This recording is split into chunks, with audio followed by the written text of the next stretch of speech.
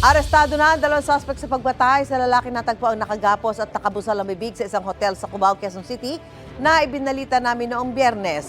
Ang unang suspect na si alias James nahuli noong Biyernes.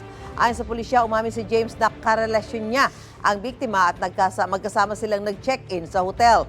Tinangay umano ni James at ang kasabot niyan si alias Michael ang cellphone, laptop at motorsiklong dala ng biktima. Natunto ng pulisya si alias James dahil sa ID niya ang gamit sa pag-check-in sa hotel. Nagsumbong din sa pulisya ang kaibigan ng biktima na nagmamay-ari sa motorsiklong ninakaw. Sabado naman ang matunton sa San Rafael, Bulacan, si alias Michael. Ayon sa pulisya, si Michael ang nagtali sa mga kamay at paa ng biktima at sumakal sa kanya hanggang mawala ng malay. Plano lang daw ng dalawang suspect na nakawan ng biktima pero nanlaban siya kaya napatay. Na-recover ang motorsiklong tinangay ng dalawang suspect. Hindi pa nababawi ang laptop at cellphone. Maharap ang dalawang suspect sa mga reklamong robbery with homicide at carnapping. Gate ni alias Michael, hindi niya kilala ang biktima at sinama lang daw siya ni alias James. Tumanggi namang magkomento si James.